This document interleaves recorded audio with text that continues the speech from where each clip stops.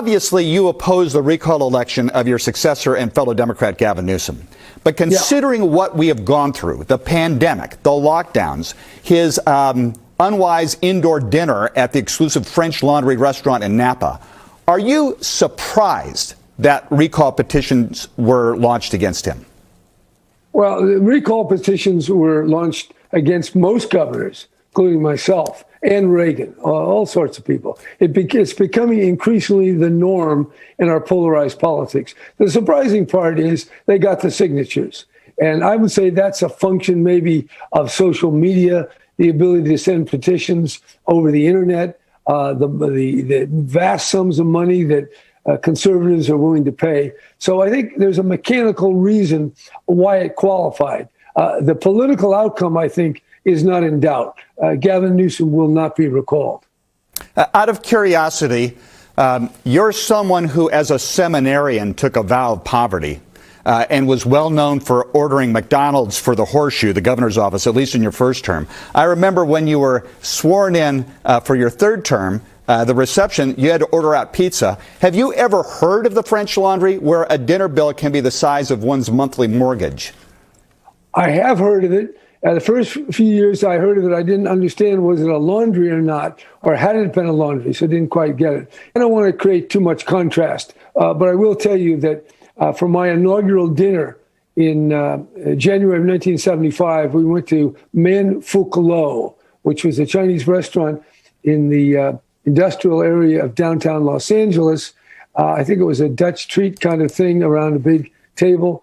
And my father was mortified and did not like it. So there are different ways of celebrating political power. And so let's get to some of the issues. We expected state government to be in terrible financial shape by now. Just the opposite happened. California's budget is bigger than ever, $76 billion in unanticipated extra revenue, another $25 billion coming from the feds. We know the opportunities, what they are, more money for schools, more money for everything. But are there pitfalls that the legislature may not be taking into consideration? Well, yeah, the money doesn't grow on trees. First of all, why are we recovering? Well, we're recovering because, first of all, business was able to do something. A lot of things through Zoom and other things they were able to do. But more importantly, the federal government borrowed a lot of money because they don't have enough, and they showered money on the economy. And that just put checks in people's hands and business, and they spend it. And when they spend it, that creates economic activity, prosperity. Then when you get economic well-being, the state takes its share. So the state has a big share of money that it never had before, but it's artificially pumped up by, one, the federal government's stimulus, number two, the growing utter inequality of the economy, that the rich people make so damn much money, and California happens to tax the rich people disproportionately. So the word is volatility. Money comes, money goes, and in America, very volatile. Federal government is getting deeper into debt. They're spending money wildly. The state is now spending money. It's not sustainable. We need a more frugal, sustainable, prudent way of doing business. I would predict, certainly within 2 years, we're going to see fiscal stress. So, Governor, let's talk about the homeless crisis. I mentioned it at the beginning of the program. I'm not sure if you saw the pictures from the past several weeks of the encampment at Venice. They're now starting to find places for some of those people to go. There's some city council members who say we should use the parking lots at Dockweiler and Will Rogers State Beach for tiny homes or tents. The problem continues to get worse. In your opinion, what should be done? I would say you need a federal, state, and local effort, much bigger than we have it. It has to distinguish between people who are mentally disturbed, and some of these people out there are deeply disturbed, distinguish between those who are addicted, shooting up heroin and fentanyl and all the other drugs. And you got to handle those people with authority, and you're going to have to take some control. So I think we need to take a good look here and not build on beaches. That's crazy. Find an area that's suitable, probably away from the city, and you're going to have to build, whether they're dormitories or large structures, and you're going to have rules, and the rules have to be enforced. and you're going to have forcible, mandatory drug treatment and mental health intervention. And then you got to help those some families who have come upon hard times and help them with a way back. Is that easy? No, I don't think it's easy. It's hard because you got to spend even more money, but you have to be willing to exercise control, discipline, authority. And I'm afraid people shrink back from that. And if you don't, you're just going to create what we have now, a bigger mess. Control and discipline and authority. I want to follow up on that. We're talking with Governor Jerry Brown, the 34th and 39th Governor of California. We'll have more questions when we return. Talking with the Honorable Governor Jerry Brown, former Governor of California. Governor, I'd like to follow up on what we were just talking prior to the break. Currently, getting off the street is 100% voluntary. We have asked that those who have a drug addiction and those who are mentally ill to have dominion over their condition in order to seek help. Proposition 47, for example, changed the law when it came to drugs. No longer a felony, it's a misdemeanor. If you steal $950 or less, even if you do it several times in an afternoon, that's a misdemeanor. The police have said that some of this now, they used to make arrests, but it's sort of a parking ticket. How does that complicate things? And even the mayor has said that he'd like to see some changes at the state level when it comes to dealing with those who are addicted to drugs and the mentally ill. Well, I like a lot of freedom, and I have a touch of anarchism.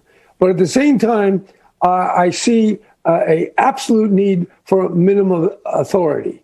And we do still have misdemeanors, which can put you in jail for a year. We still have the coercive power of the state. And the state has to protect people. The public space, the beaches, the parks, belong to all the people. They're not campsites. So for people who have come on hard times, and I say there are three categories: the mentally completely disturbed, the dope addicted, and the dope sellers, and then those who have come on hard times. Those are three separate categories. They need to be treated separately. But you've got to maintain a certain order. Otherwise, you don't have a civilization. At the same time, you got to give people who are not in control or have no means, give them help. But I would have controls. And I know a lot of these people want to bring their dogs and their cats and do what the hell they want to do, but that should not be allowed in public parks and on beaches. Find some places, that we used to have something in California called mountain men, and they just live in the mountains. And I used to see people have a hut somewhere. Well, that's one thing if you have a few people living out in the hills. But when you have thousands of people right on the beaches, little kids and hypodermic needles, no. And we do have the authority. What we don't have is the political will and the political imagination. Your father, besides being governor as well, was also attorney general and was the district attorney in San Francisco. What would your father say, do you think, if he found out that a drugstore chain pulled out 17 stores out of San Francisco because the shoplifting was so great they were losing money? It's unthinkable. Look, when I was governor, I started a retail task force on shoplifting and retail theft. There's a way to get at this stuff. You can find the people who fence it. They have big warehouses in San Francisco that we discovered.